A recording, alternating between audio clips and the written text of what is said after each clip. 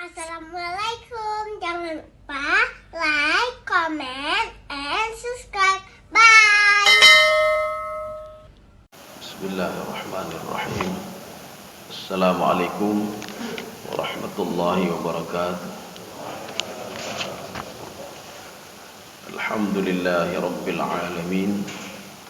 Wassalatu wassalamu ala asyrafil anbiya wal mursalin wa ala alihi wa ashabihi ajma'in. Raditu billahi rabba wa bil islami dina wa bi Muhammadin nabiyya wa rasulah. Rabbi shrah li sadri wa yassir li amri wahlul 'uqdatam min lisani yafqahu qawli. Allahumma ja'al jam'ana hadha jam'an marhuma wa tafarruqana min ba'dihi tafarruqan ma'suma. Kaum muslimin dan muslimat sidang jamaah subuh yang dirahmati Allah. Kita lanjutkan kajian kita masih pada surah Al-Qalam, memasuki ayat 44. A'udzu billahi minasy syaithanir rajim. Bismillahirrahmanirrahim. Fadharni wa man yukadzibu bihadzal hadits sanastadrijuhum min haitsu la ya'lamun. Jadi ini kita bagi bagi dua ya. Jadi kita terjemahkan dulu, kemudian setelah itu kita tafsirkan. Coba dibaca. Ya. Oh belum. Pak Endang dapat. Ya, coba dibaca. Maka terangkanlah ya Muhammad kepadaku urusan orang-orang yang mendustakan perkataan ini atau Al-Quran. Iya. Sekarang kita bagi dua. Ini terjemahan yang pertama. Kemudian kita masuk terjemahan yang kedua, ayat selanjutnya, masih ayat 44 juga. Jadi tinggalkan mereka yang mendustai, itu terjemahannya. Tinggalkan mereka yang mendustaiku dan mendustai Al-Quran. Itu apa maksudnya? Ini fa ini namanya fa ta'qib, atau ada yang mengatakan fa aqibah. Bagaimana fa aqibah? Ketika kamu berdakwah, ada saja orang yang mencemoohkan kamu. Jadi bukan saja Nabi Muhammad SAW. Ketika kita mengajak orang lain untuk salat, untuk puasa dan lain sebagainya, ada saja respon-respon negatif. Ada saja respon yukadzib. Yukadzib ini mendustai. Jadi makanya di dalam tafsir Al-Baghawi, beliau mengatakan, ya Muhammad, ini tafsiran ayat ini, la tashtaghil qalbuka bihim. Jangan hatimu itu terdesak, jangan hatimu itu dibuat sibuk dengan urusan mereka. Tugas kamu dakwah saja. Demikian pula tugas kita berdakwah saja. Kita ajak orang lain salat, tidak mau salat, jangan masukkan ke dalam hati. Ini makna dharni. Biarkan mereka itu urusan saya, kata Allah. Fadharni. Biarkan mereka itu urusan saya, biar saya yang urus mereka. Kaum muslimin sedang jamaah yang dirahmati Allah. Di dalam Al-Quran juga pada ayat lain itu ada kalimat dhar. Ada di situ disebutkan dharhum ya'kulu wa yatamatta'u wa yulhihimul amal. Ya Muhammad, ketika kamu berdakwah mereka tidak mau mendengar, biarin saja mereka, biarin saja. Dharhum ya'kulu, biarkan mereka makan apa yang ada di bumi ini, dia makan saja. Wa yatamatta'u, mereka menikmati dunia, biarin saja, biarin saja. Urusanmu itu cuma dakwah saja. Kamu kasih tahu kehidupan dunia ini cuma sebentar, kita akan masuk ke kehidupan lain. Tidak percaya, tidak apa-apa, tidak usah ini. Kamu suruh dia salat, saya mewajibkan salat kepada dia. Tidak mau, ya sudah, tidak apa-apa, kata Allah. Tidak apa-apa. Dia mengolok-olok Al-Quran, biarin saja, kata Allah. Itu biar urusan saya. Ini makna fadharni. Kalau dalam tafsir Jalalain, beliau mengatakan da'ni, tinggalkan itu urusan saya. Contoh, ketika Nabi Muhammad SAW berada dalam perang Uhud, waktu itu pertama kemenangan bagi orang-orang beriman, kemudian kekalahan. Setelah itu kemenangan lagi begini. Setelah pertempuran Uhud, Abu Sufyan menyusun strategi lagi di Mekah, kemudian dia kembali lagi ke Madinah. Jadi dengan alasan apa? Nabi Muhammad SAW dan sahabatnya sudah luka-luka. Ini kalau kita balik lagi akan mudah mengalahkan mereka. Rupanya ketika mereka menghadapi itu, Rasulullah langsung pada saf pertama, Mbak, di depan, sehingga membuat Abu Sufyan ketakutan luar biasa, sehingga mereka lari kocar-kacir semuanya. Jadi pertama menang, kemudian kalah, kemudian ketiga juga menang. Ketika pada posisi yang kedua, waktu itu Rasulullah juga luka-luka dan sahabat yang lain. Ketika itu Rasulullah berada di dalam sebuah gua Uhud. Ada yang mengatakan dalam tafsir Baydawi, di dalam gua Uhud itu Rasulullah dan Jibril saja. Dalam tafsir Baydawi juga waqila Abu Bakar, Umar, Rasul wa Jibril. Ada yang mengatakan lebih dari ada berapa orang. Rupanya ketika kaum muslimin waktu itu luka-luka, Abu Sufyan tidak tahu kalau Rasulullah berada dalam gua. Sambil menunggang kuda, Abu Sufyan mengatakan, "Mana Muhammad? Mana Tuhan kamu? Apa juga bisa menolong kamu? Coba lihat, saya sudah menang. Wabil Latta wal Uzza wa Manat. Ada 3 Tuhan. Tuhan saya sudah menolong saya." Ini kata Abu Sufyan. Kemudian Abu Sufyan mengatakan, "Mana Abu Bakar?" Katanya dia pemberani sekali. "Mana Umar bin Khattab?" Katanya dia kuat dan hebat sekali. Coba keluar kalian. Kata Abu Sufyan. Ketika itu Rasulullah SAW keluar dari gua, tapi tidak dilihat oleh Abu Sufyan. Rasulullah berdoa kepada Allah, "Allahumma ahlik Abu Sufyan." Hancurkan Abu Sufyan itu ya Allah. Rasulullah menyebutkan nama satu-satu. Setelah itu turunlah ayat suci Al-Quranul Karim pada surah Ali Imran. Di situ mengatakan, "Ya Muhammad, bukan urusanmu ya Muhammad untuk menghancurkan Abu Sufyan. Ya, laisa laka minal amri syai'un aw yatuba alaihim aw yu'adzibahum fa innahum zalimun." Itu biar urusan saya. Saya tahu mereka zalim. Urusan kamu cuma dakwah saja. Kamu ajak saja dia. Kalau dia tidak mau, itu urusan saya. Masalah menghancurkan Abu Sufyan itu urusan saya. Jadi makanya Abu Sufyan tidak jadi dimusnahkan oleh Allah Subhanahu wa taala. Maka doa Rasulullah tadi tidak jadi. Doa Rasulullah untuk menghancurkan Abu Sufyan. Begitu juga ini. Dalam dakwah itu Allah mengatakan biarin saja. Kalau mereka tidak mau, ya sudah, itu urusan saya dengan dia. Jadi makanya kalau dalam tafsir Sawi beliau mengatakan utrukni al-amr. Tinggalkan urusan itu untukku, kata Allah. Urusan kamu berdakwah, urusan saya, itu masalah dia ingkar kepadaku, itu biar urusan saya. Ya. Dzarni wa may yukadzibu bihadzal hadits. Sekarang masih yang pertama juga. Dan tinggalkan orang-orang yang mendustai Al-Quran. Ada yang mengatakan hadis ini adalah Al-Quran. Tapi kata Imam Al-Qurtubi dalam tafsir beliau, al-hadis bimakna yaumul qiyamah. Ada orang yang mengolok-ngolok Al-Quran, dipegat, terserah, biarin saja, nyampe urusannya, terserah dia. Mau bilang Al-Quran begini-begini, terserah dia. Yang jelas kita sudah dakwahi dia, sudah mengajak dia kepada kebaikan, tapi dia tidak mau. Jadi makanya wa may yukadzibu bihadzal hadis. Hadis itu dalam tafsir Jalalain beliau mengatakan al-hadis ai bimakna Al-Quran. Tapi dalam tafsir Al-Qurtubi beliau mengatakan al-hadis bimakna yaumul qiyamah. Karena ada orang itu tidak yakin pada hari kiamat. Makanya dia nikmati terus dunia. Dia tidak yakin hari kebangkitan. Kalaupun sudah mati tidak dibangkitkan lagi, itu keyakinan dia. Ya. Kaum muslimin sedang jamaah yang dirahmati Allah Subhanahu wa taala. Sekarang kita lanjut yang kedua. Sanastadrijuhum min haitsu la ya'lamun. Ya, coba dibaca lagi. Nanti kami akan menarik mereka dengan berangsur-angsur menuju ke arah kebinasaan dari arah yang tidak mereka ketahui. Ya, ini kalau kita dengar terjemahannya kita pun pusing, kita pusing juga. Sekarang kita lihat yang kedua. Sin ini lil istiqbal. Masa depan mereka bermasalah, kata Allah. Ya, nih, masa depan mereka bermasalah. Orang yang jauh dari Allah, masa depannya bermasalah. Orang yang tidak salat, masa depannya bermasalah. Orang yang tidak patuh kepada Allah, masa depannya bermasalah. Dari mana kita tahu? Ini ada kalimat sin di sini. Sanastadrijuhum. Istidraj. Istidraj itu apa sebenarnya? Makanya nanti begini. Kita jangan heran.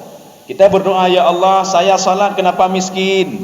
Si fulan itu tidak salat, bahkan dia ingkar kepadamu, kenapa kaya-kaya? Kenapa dia kaya-kaya? Kita tidak perlu heran orang yang enggak salat itu kaya. Kalau kita mau kaya, tidak perlu salat. Dalam detik ini enggak usah salat lagi, Pak. Kaya juga. Dalam detik ini enggak usah puasa lagi, kaya juga. Dalam detik ini enggak usah patuh lagi kepada Allah, kaya juga. Kaya juga. Kenapa kaya? Allah mengatakan dalam Al-Quran, wa ma kana ata'u rabbika mahdhura. Pemberian Allah itu tidak ada yang bisa menahannya, termasuk Yahudi. Yahudi diberikan juga oleh Allah nikmat, diberikan terus oleh Allah. Kenapa diberikan? Ibnu Abbas mengatakan dalam tafsir beliau, karena sifat ar-Rahmannya Allah itu. Ar-Rahmannya Allah ya'ummu ila jami'il makhlukatihi. Jadi rahmannya Allah itu meliputi semua makhluk Allah. Kafirkah dia, munafikkah dia, semua diberikan oleh Allah Subhanahu wa taala. Ini rahmannya Allah. Jadi tidak perlu heran, Pak. Ini istidraj namanya ya. Jadi istidraj itu ya, di sini ada pengertian istidraj, al-intiqal min halatin ila ukhra. Perpindahan dari sesuatu menjadi sesuatu yang lain, itu istidraj namanya. Maknanya apa? Kita jangan salah paham terhadap orang yang tidak salat diberikan nikmat oleh Allah, diberikan harta oleh Allah. Allah akan mengazab mereka dari suatu hal ke hal yang lain. Ya, nih. Makanya mereka makin bertambah harta bukan makin bertambah senang, tapi makin bertambah susah. Kita tidak usah jauh-jauh. Qarun itu ahli ibadah, jangan kita pikir siapa Qarun itu. Tapi ketika diberikan kenikmatan oleh Allah, dia sudah mulai lupa ibadah. Kemudian apa? Dia terus makin bertambah. Hartanya itu tidak membuat dia itu tenang, tapi makin membuat dia susah. Ini ahli ibadah, apalagi bukan ahli ibadah. Yang ahli ibadah saja diberikan harta, terus diberikan harta membuat dia goyang. Apalagi yang bukan ahli ibadah, apalagi yang tidak salat, tidak puasa dan tidak patuh kepada Allah. Maka mereka diberikan istidraj namanya, Pak. Istidraj itu itulah ini, perubahan sesuatu kepada suatu hal yang lain. Satu. Sekarang kita lihat pengertian yang kedua istidraj. At-tamahulu fi inzalil uqubah. Allah itu mempending, tamahul itu pelan-pelan. Pelan-pelan dia sedang diazab oleh Allah. Ya. Contoh pada masa Rasulullah, ada seorang pemuda namanya Walid Al-Mughirah. Walid Al-Mughirah itu kalau tanahnya saja, tanah dia itu seluas dari Mekah menuju Yaman. Itu tanah dia.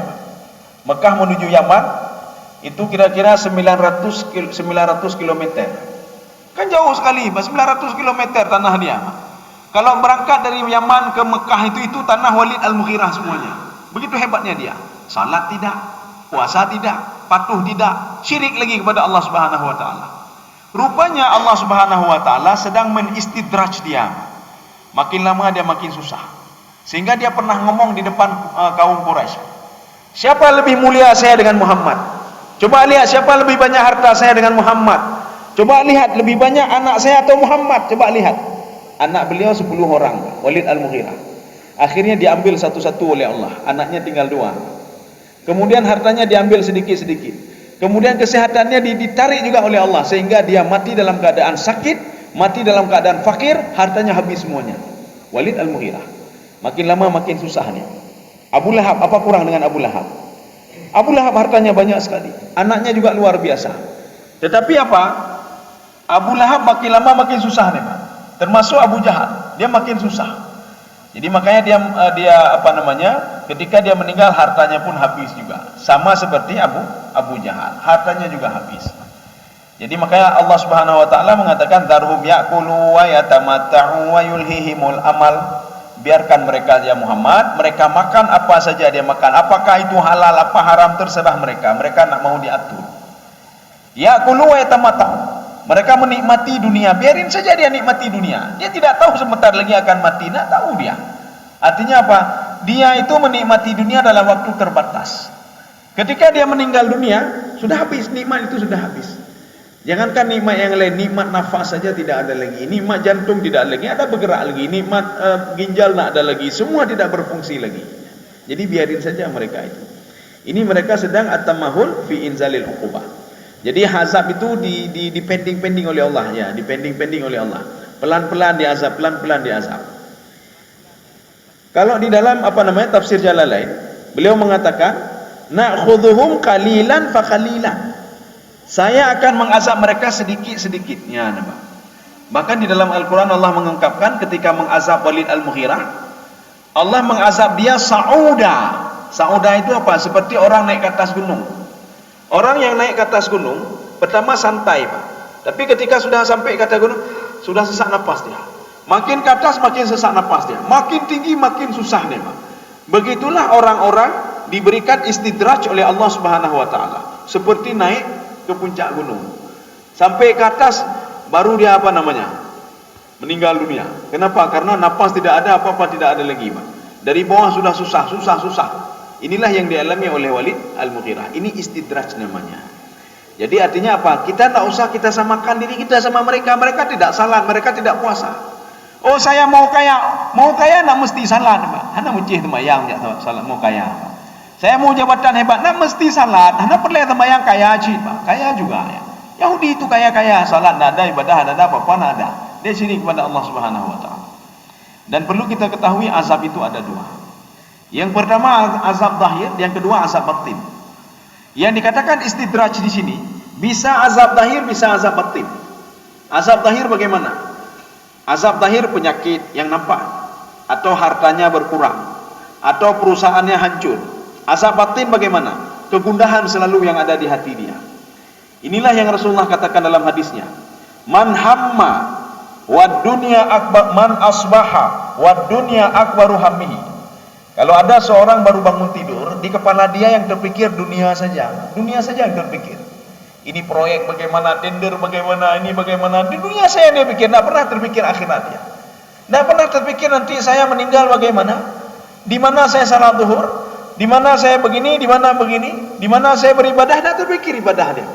Yang terpikir sama dia bagaimana hari ini saya dapat laba yang banyak, bagaimana proyek saya hari ini saya tidak rugi.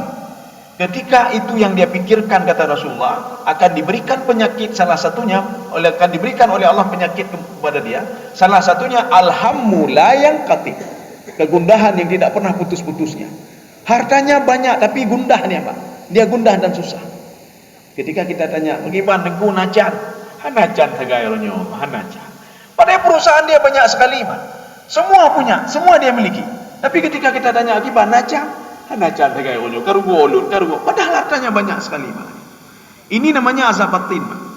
Pergi ke kantor dia susah, tidur di rumah dia susah, pergi ke hotel dia susah, jumpa kerabatnya juga susah, lihat anaknya juga susah, lihat istrinya juga susah, lihat tetangganya juga susah. Hidupnya susah selalu. Ya. Jadi ini bisa juga diartikan dengan istidraj juga, Pak. Istidraj. Jadi artinya alhamdulillah yang kati. Maka kita itu ketika bangun tidur, baik dunia ini ada begini, Pak. Ya, alhamdulillah kita sudah bangkit dari kita tidur, Pak. Tidur itu kan ibarat mati, Pak. Ini kalau seandainya nggak bangkit, maka kita akan terus tidur dan meninggal. Habis tidur malam, tidak bangun lagi. Dia sudah meninggal dunia. Makanya kita ketika bangun tidur membaca doa, alhamdulillahilladzi ahyana ba'dama amatana wa ilaihin nusyur. Terima kasih ya Allah, Engkau sudah menghidupkan saya dari kematian. Ya. Sekarang kita lanjut nih. Ini namanya istidraj. Ada di dalam tafsir Ruhul Ma'ani yang dikarang oleh Imam Al-Alusi. Jadi beliau mengatakan al-bayan kaifa ta'zimul azab. Ini menerangkan bagaimana Allah akan mengazab seseorang. Tetapi cara mengazabnya berbeda. Dengan memberikan harta, itu mengazab dia. Dengan memberikan harta. Analoginya begini.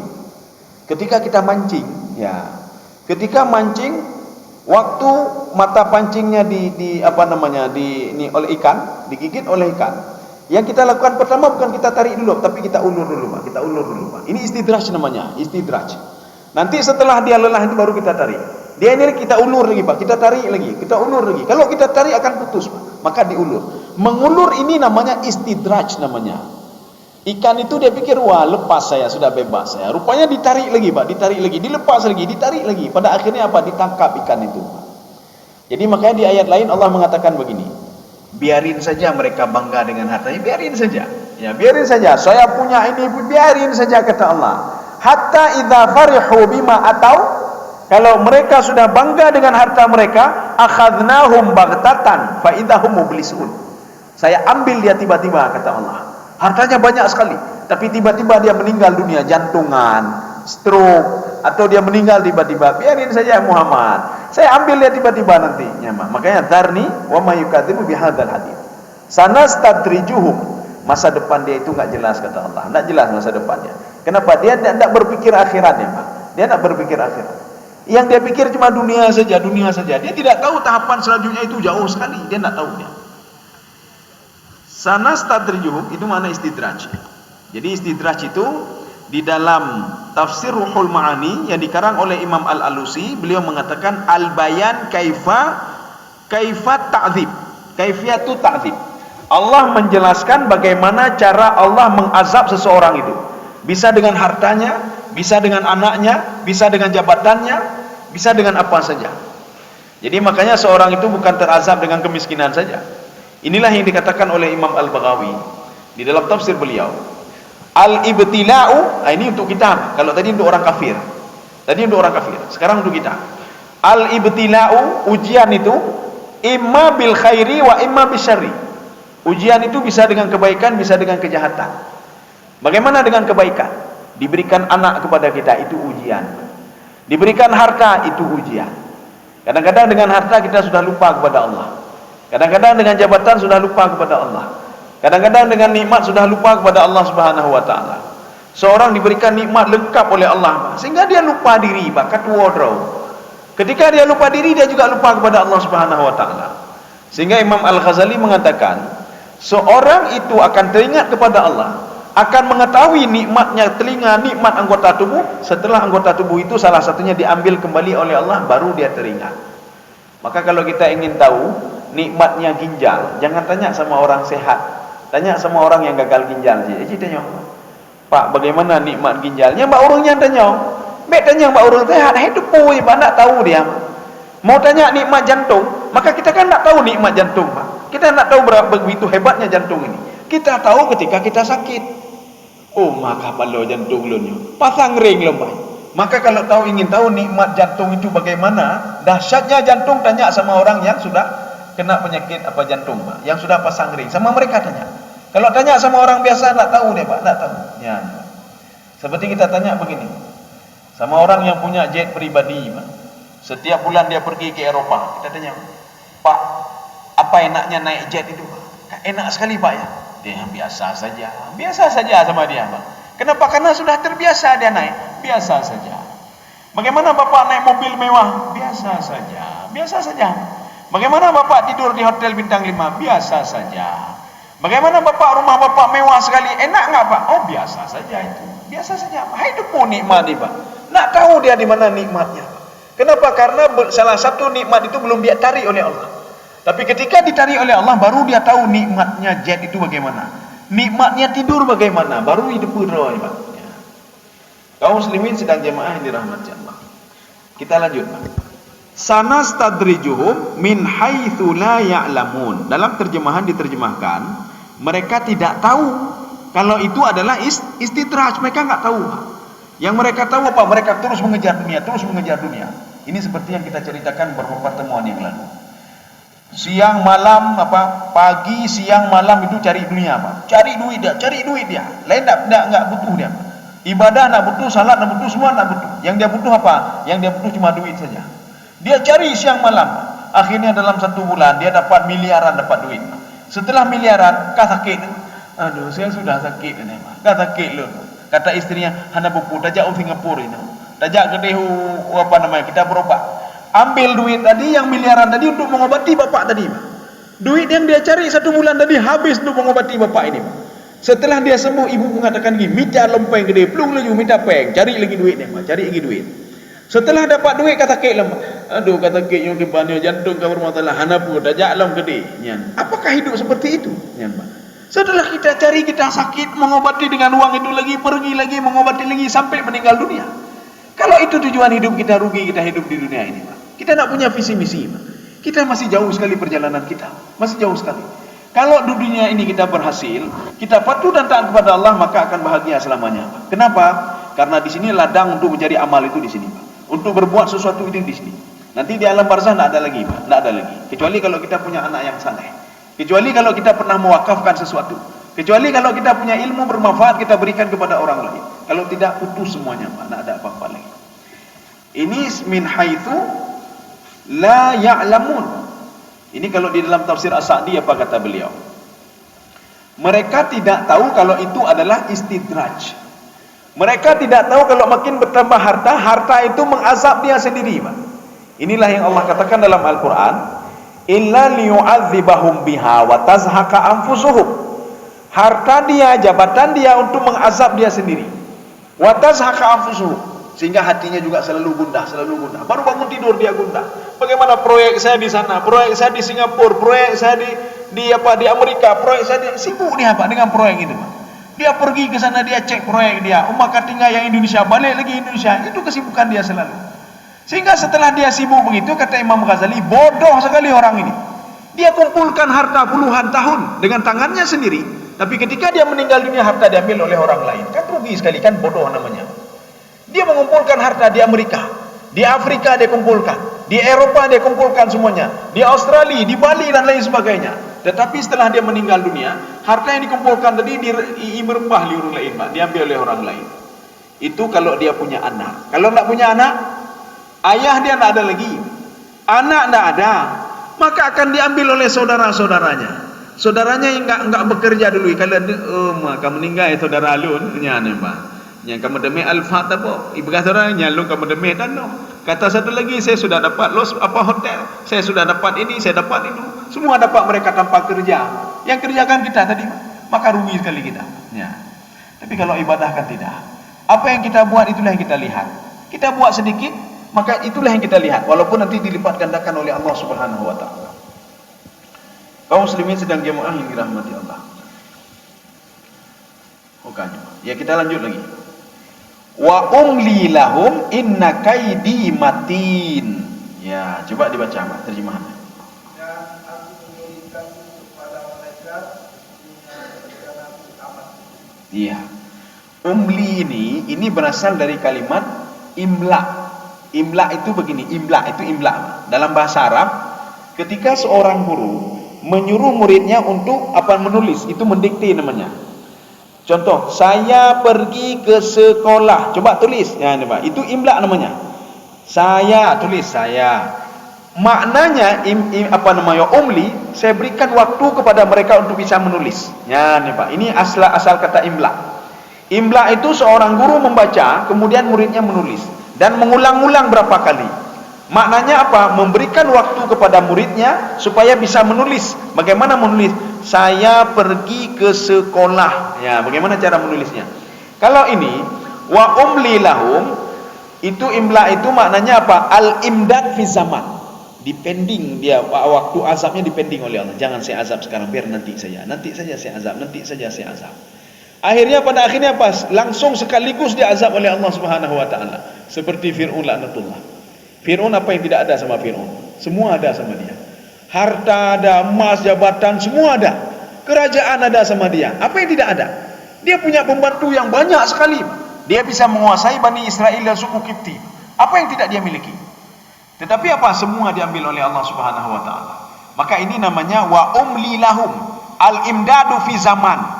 Saya pending dia, saya berikan kelapangan waktu, saya berikan waktu.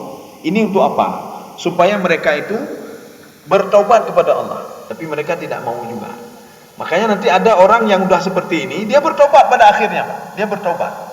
Ketika diistidraj, dia tahu ini makin saya jauh dengan Allah, makin susah saya. Akhirnya dia bertobat. Inilah yang dimaksudkan dengan wa umli lahum. Saya berikan waktu kepada mereka, al-imdad minaz zaman. Saya berikan waktu. Maka tidak langsung saya azab dia. Bahkan ada yang saya azab sedikit-sedikit saya azab. Ketika perusahaannya sudah hancur, anaknya sudah bermasalah lagi. Ketika dia urus anaknya, kesehatannya bermasalah lagi. Dia urus kesehatannya, sudah masalah dengan istrinya lagi. Diurus ini, sudah bermasalah dengan itu lagi. Ya, ini namanya wa umli lahum inna kaidi matin. Apa maksud kaidi di sini, Pak? Di sini tidak dijelaskan tadi, Pak. Coba ulangi sekali lagi, Pak. Dan aku memberitahu kepada mereka. Iya. Rencanaku amat Teguh. Ini rencana namanya. Kaidun itu kalau di dalam tafsir Qurtubi ihtial. Ihtial itu apa? Tipu daya. Ini tipu daya namanya, Pak. Memberikan harta kepada orang yang tidak salat itu tipu daya namanya. Ya, jangan kita pikir apa. Sama seperti memberi makan kepada tikus.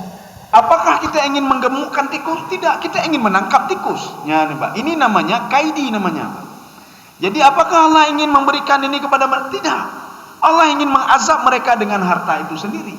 Jangan kita pikir apa nampak. Jadi maka kita ambil umpan, kita kasih tikus. Ibu kata, nah je umpan ke tikus. Tikus itu sudah membuat rumah kita berantakan begini, masa kasih makan lagi untuk dia? Kasih makan dia untuk menangkap dia. Memberikan makan kepada orang-orang syirik kepada Allah, orang yang jauh pada Allah, untuk mengazab dia, ya. Bukan untuk memberikan dia kenyamanan dan ketenangan, tidak. Jadi makanya nikmat yang paling tinggi itu adalah ini, ketenangan jiwa, bukan yang lain. Seorang kalau kita tanya, ini dia munafik ya, kalau kalau dia tidak munafik. Kalau kita tanya, kenapa cari harta yang banyak? Dalam hati dia pasti dia akan mengatakan, saya ingin tenang hidup saya. Dengan harta banyak saya ada pembantu, ada ini, saya ingin tenang. Tapi tidak pernah tenang juga jiwa dia. Ketika kita tanya, kenapa ingin jabatan hebat? Kita enggak munafik. Seorang pasti dalam hati dia, saya ingin tenang jiwa, saya ingin enak. Kenapa? Kalau ada jabatan saya bisa nyuruh-nyuruh. Coba ini, saya tinggal duduk-duduk saya di kursi. Tapi makin bertambah jabatan, makin susah dia, Pak. Makin susah dia. Makanya ketenangan jiwa itu bukan didapatkan melalui harta, tidak. Bukan dengan jabatan, tidak. Tetapi ketenangan jiwa, ala bidzikrillahi tatmainnul qulub. Kita cuma berzikir kepada Allah. Kita berzikir bagaimana? Kita bersedekah kalau ingin tenang jiwa. Kita salat kalau ingin tenang jiwa. Kita berzikir secara makna hakiki. Kita duduk habis salat, astaghfirullahaladzim, Itu untuk ketenangan jiwa. Bukan dengan mengerah-ngerah harta. Mengerah harta makin susah lagi kita, Pak. Makin susah. Ya. Makanya Fir'aun itu diberikan kesempatan oleh Allah untuk menikmati dunia. Itu Fir'aun yang mengaku Tuhan. Karena dalam silsilah Fir'aun itu ada dua Fir'aun yang mengaku Tuhan. Yang pertama Ramses II. Ramses II yang ke-13, kemudian anak Ramses II ke-13, itu dua orang itu. Maka jarak Ramses II mengatakan saya Tuhan, dengan pernyataan anaknya saya Tuhan, itu jaraknya 40 tahun.